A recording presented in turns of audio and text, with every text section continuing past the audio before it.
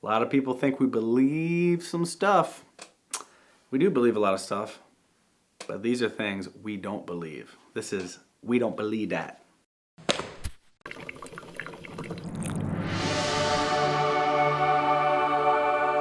Hey guys, you're watching Coffee Talk, where we drink coffee and talk about Jesus. Brought to you by the fine people of River Road Coffees. Ding! We don't believe that! What don't we believe? Number one, the Pope is perfect. No, all you got to do is open a history book. Open up a Catholic encyclopedia. Go to Wikipedia and go look up popes and click on some of them. They're not perfect, and we don't believe that they are. And so you might say, well, what about papal infallibility? Let me explain. First, I'm going to read from the Catechism, 889. In order to preserve the church and the purity of the faith handed on by the apostles, Christ, who is the truth, willed to confer on her a share in his own infallibility. So the church is infallible. By a supernatural sense of faith, the people of God, under the guidance of the church's living magisterium, unfailingly adhere to this faith.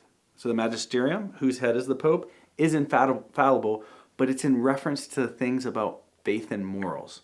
It's not in reference to personal piety, right, or even personal holiness. Another way of putting this is that the Pope isn't impeccable. Impeccable is like unable to sin. That's like Jesus, God. It's against his very nature to sin.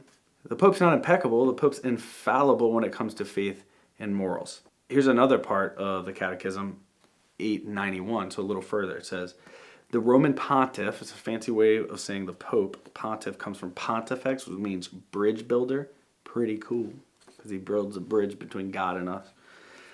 The head of the College of Bishops enjoys this infallibility in virtue of his office, when as supreme pastor and teacher of the faithful, who confirms his brethren in the faith, he proclaims by definitive act a doctrine pertaining to faith and morals. So like I said, his infallibility has to do with faith and morals, not about, where are you going to eat for lunch. And in Scripture, it's all based on Matthew 16. Jesus says, you are Peter, or Simon, son of John. You are Peter, and on this rock I will build my church, which means Peter means rock, and the gates of the netherworld shall not prevail against it.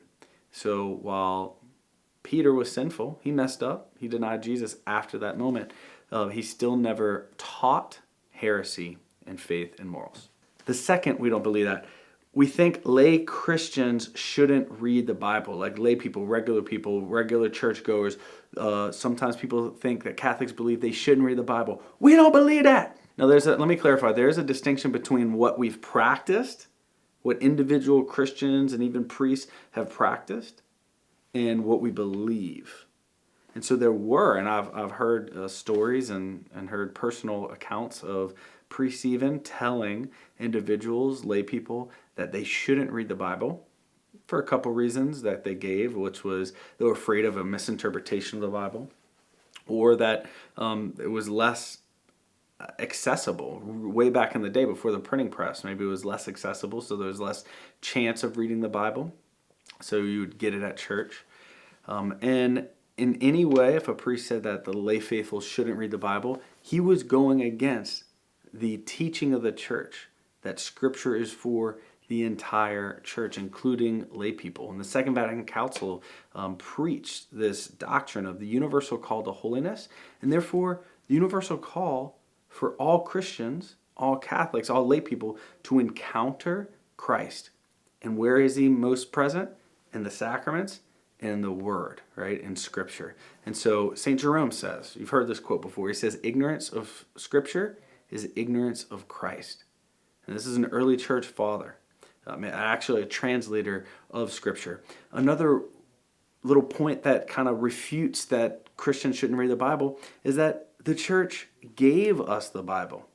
And so the church canonized it, said these are the books that are in the Bible. We've studied this before, we've talked about this before. And so obviously if the church is giving us the Bible through the Mass, if you go to Mass every Sunday for 3 years and every weekday for 2, pretty much read the whole thing.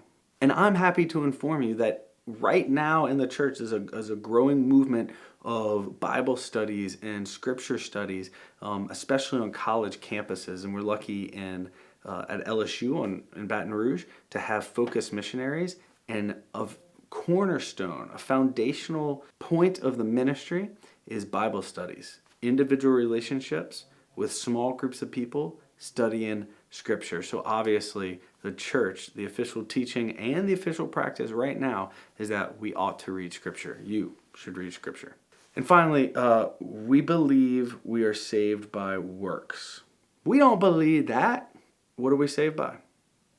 We're not saved by works, especially works of the law, as Paul would say. But when Paul says that we're not saved by works of the law, he means Jewish law. He means ritual law. He means not eating pork or being circumcised. And we're obviously not saved. Grace doesn't come to us through fulfilling of the Old Testament ritual laws. That's what Paul's talking about. So what are we saved by? We're saved by grace.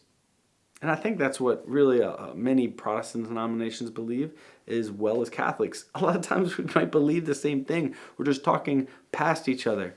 In fact, if you read the Council of Trent, the 6th session of the Council of Trent, say that like 3 times fast. The 6th session of the Council of Trent, the 6th session of the Council of Trent. You need some special grace to do that. It says in that council, it has all these anathemas, like you are kicked out of the church, you are excommunicated. Anyone who professes that we're saved by works and not by grace, boop, is kicked out of the church. That's what ultimately are excommunicated.